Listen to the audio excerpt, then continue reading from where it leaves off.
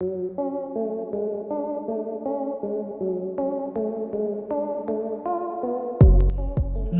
दोस्तों, आप सभी का फिर से स्वागत है आपके अपने YouTube channel factory on fact में, जहां पर आपको मिलती है फैक्ट से रिलेटेड लेटेस्ट अपडेट। तो दोस्तों, आज के इस वीडियो में हम बात करने वाले हैं सिंधु घाटी सभ्यता के बारे में।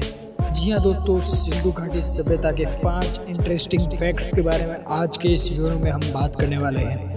तो वीडियो के अंत तक जरूर बने रहना और दोस्तों कमेंट में जरूर बताइएगा कि आप अगली वीडियो किस फैक्ट्स पर जानना चाहते हैं। तो चलिए बिना टाइम वेस्ट किए वीडियो की शुरुआत करते हैं।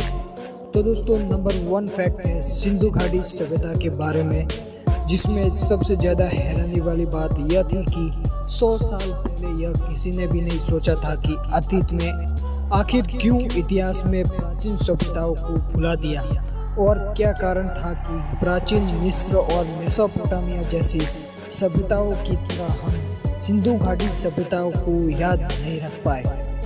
इसका एक ही बड़ा कारण है, इन लोगों ने दूसरी सभ्यताओं की तरह बड़े महलों और स्ट्रक्चर का निर्माण नहीं किया था। जैसे प्राचीन मिस्र के लोगों ने विशाल पिरामिड्स बनाए थे, जो उनकी सभ्यताएं खत्म होने के बाद भी सदियों तक खड़े रहे, जो कि आज भी इस दुनिया में मौजूद है। नंबर 2, हम भी यह नहीं जानते कि सिंधु घाटी सभ्यता के लोग खुद को क्या बुलाते थे या क्या कहते थे। मेसोपोटामिया से जो लेखन प्राप्त हैं, उनमें से यह पता चलता है कि मेसोपोटामिया की जो मेहुला नाम के किसी दूर देश के साथ व्यापार किया करते थे। अब दावे के साथ नहीं कहा जा सकता कि ये मेहुला कौन सा देश है, लेकिन बहुत से स्कॉलर ने यह मानते हुए कहा है कि मेसोपोटामिया के लोग सिंधु घाटी सभ्यता को ही मेहुला कहते थे। या फिर ये भी हो सकता है कि ये लोग प्राचीन भारत को ही मेहुला कहते हो।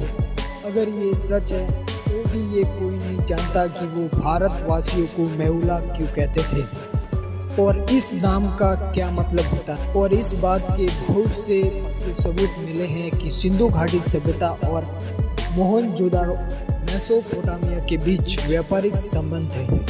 मेसोपोटामिया से सिंधु घाटी सभ्यता की मोहरें यानी कि सिक्के भी प्राप्त हुए हैं।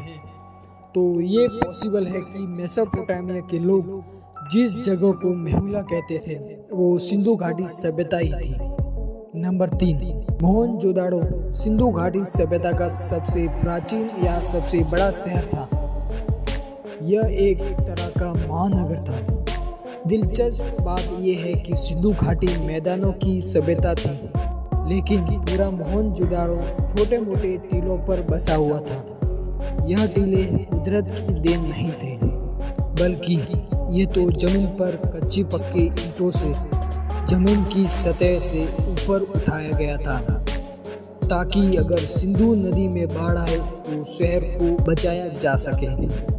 नंबर 4, मोहनजोदाड़ो सिंधु भाषा का एक शब्द है। इसका जो मतलब होता है मुर्दों का टीला। जाहिर सी बात है, दुनिया के कोई भी सभ्य लोग अपने शहर को मुर्दों का टीला नहीं बुलाएंगे। ये नाम तो हमने इस प्राचीन सभ्यता को दिया है। इस शहर का असली नाम क्या था ये तो हजारों साल पहले रहने वाले लोग ही जानते थे। लेकिन अब आप सोच रहे होंगे कि इस शहर को मोहनजोदाड़ो नाम क्यों दिया गया। दरअसल 1922 में जब इस प्राचीन शहर की खोज की गई थी, तब ये पता चला कि आसपास के लोग काफ़ी लंबे अरसे से इस शहर को मुर्दों का टीला कहते आ रहे थे। तो इसीलिए इस शहर को ये नाम दे दिया गया, जो कि मुर्दों का टीला यानी कि मोहनजोदाड़ो। नंबर 5, सिंधु घाटी सभ्यता के लोगों को लिखना भी आता था। खुदाई के दौरान जो चीज़ें मिली है उनमें एक तरह की लिपि बनी हुई है, लेकिन आज तक इस लिपि को पढ़ा नहीं जा सका है। इसका एक ही बड़ा कारण बताया जा रहा है कि हम ये नहीं जानते कि सिंधु सभ्यता के लोग आखिर कौन सी भाषा बोलते थे।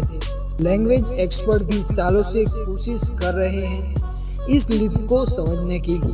माना जाता है कि सिंधु घाटी सभ्यता उन पुरानी सभ्यताओं में से एक थी, उन्होंने राइटिंग सिस्टम का आविष्कार किया था। तो दोस्तों आज की इस वीडियो में सिंधु घाटी सभ्यता के लिए बस इतना ही। अगर दोस्तों आपको सिंधु घाटी सभ्यता के बारे में और नए इंटरेस्टिंग फैक्ट जानने हैं तो हमारे चैनल को सब्सक्राइब कर दीजिएगा और साथ ही कमेंट करके जरूर बताइएगा कि आपको सिंधु घाटी सभ्यता के लिए पार्ट 2 चाहिए या नहीं।